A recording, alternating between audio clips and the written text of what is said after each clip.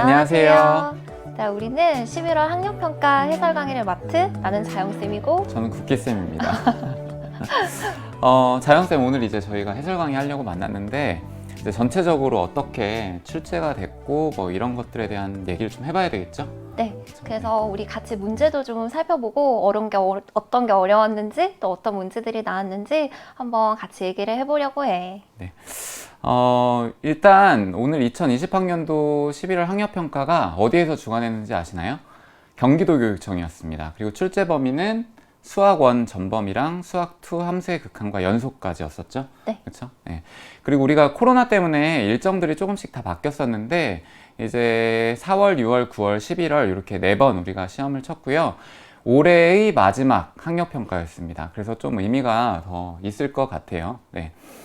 전체적으로 우리가 문항을 어떻게 분석을 해볼지 간단하게 한번 볼까요, 저희? 네. 그래서 이번 시험이 수학 1, 수학 2. 그래서 이제 진짜 본격적으로 수학 2가 시험 범위 안으로 들어왔어. 그래서 아마 시험을 볼 때 수학 2는 그래도 좀 되어 있을 텐데 난 오히려 너희들이 수학 1을 좀 어려워했을 것 같거든. 그래서 이전에 배웠던 개념들도 많이 까먹었을 것 같고, 그래서 내가 맡은 부분에서는 좀 최대한 개념 정리하려고 했고, 내가 1번에서 21번까지 그리고 국희쌤께서 22번부터 30번까지 우리 같이 수업을 하게 될 거야. 그래서 이제 문제를 좀 하나씩 살펴보면 나하고 같이 했던 문제들 중에서 13번 문제가 로그 함수하고 지수 함수하고 관련된 문제였어.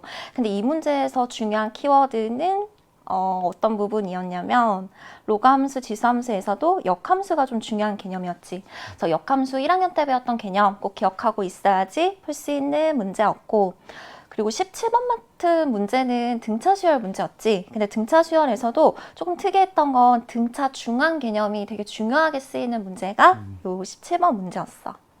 그리고 18번 문제 같은 경우는 국희쌤, 요 문제는 주제가 뭘까요? 이 문제는 지수함수의 평행이동도 있고요.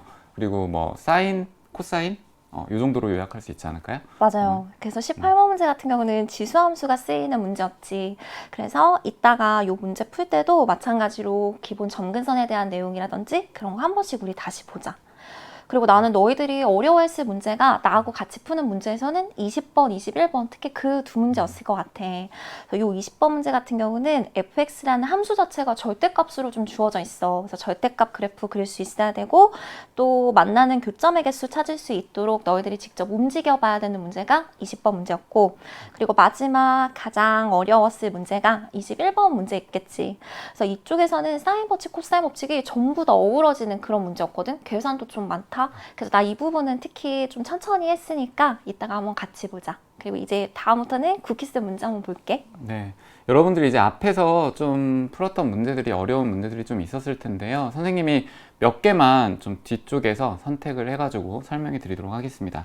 일단 28번이 좀 어려웠을 거예요. 왜냐면 28번은 기본적으로 도형이 나와 있는데 여기에 있는 이 ST 있죠. 이 ST라고 하는 거를 T에 관한 식으로 표현할 수 있는지 없는지 그거에 대한 문제였고, 그리고 넓이를 구할 때 어디를 밑변으로 하고 높이로 해야 될지 이거에 대한 좀 혼란스러움이 있었을 수 있습니다.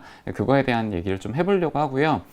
그리고 28번으로 가시면은 이제 28번 같은 경우는 우리가 대표적으로 연속에 대한 문제를 풀 때 어떤 지점에서 연속이 되는 걸 따질 때에는 왼쪽과 오른쪽, 좌극한과 우극한 이런 것들을 많이 설명을 하잖아요. 근데 이제 그렇게 했을 때 시간이 꽤 오래 걸린다는 단점이 있죠. 그래서 선생님이 최대한 좀 빠르게 풀 수 있는 방법도 조금 이따가 소개를 해보려고 합니다.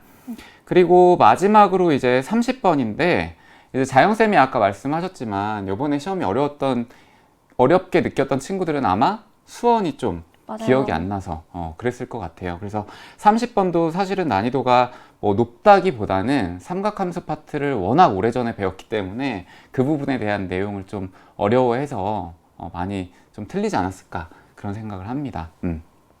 전체적으로 난이도는 어떠셨나요, 선생님? 제가 느끼기엔 저희가 애들이 처음에 9월 달에 시험 볼 때 많이 상처받았을 것 같아요. 그쵸, 세상에 맞아요. 대한 배신감, 네. 절망과 분노. 근데 이번 시험은 그래도 다행히 2학년 마지막 시험인데 그렇게 많이 어렵지는 않아서 그래도 한번 수학 다시 해볼까? 라는 좀 마음을 먹을 수 있는 시험이었기를 바라고 있어요. 네. 꿈과 희망을 주는 그런 시험이었다고 요약할 수 있고요. 선생님이 볼 때도 이제 지난번 9월 달에 워낙 등급 컷도 너무 내려갔었고요. 여러분들이 내가 지금까지는 좀 등급이 잘 나오다가 갑자기 막 훅 떨어진 친구도 있었을 텐데 그거를 다시 만회할 수 있는 그런 시험이지 않았을까 그런 생각을 합니다. 그래서 올해 마지막 시험이었고요. 여러분들이 2학년 때 치르는 마지막 시험이었으니까 3학년 올라가시기 전에 이제 겨울방학 때 요 내용들을 기반으로 좀 복습할 거리들을 충분히 하시면 내년 3월에 좋은 결과가 있지 않을까 그렇게 생각을 합니다. 혹시 또 자영쌤 친구들에게 하고 싶은 말? 저는 아까 2강에서도 잠깐 얘기했는데 저희 시험 보느라 고생 많았어. 1년 동안 이게 같이 공부하면서 이렇게 시험 본다는 게 사실 우리 올해는 특히나 이런저런 일들이 많았잖아. 그래서 너희도 정말 고생 많았고 나도 고생 많았고 국기쌤도 네, 고생 많으셨고 네. 그래서 우리 11월 학력평가 해설 강의를 이제부터 정말 본격적으로 한번 시작을 해볼게. 그래서 1강에서 그리고 3강에서 국희쌤이랑 다시 만나자. 안녕. 좀 이따 만나요.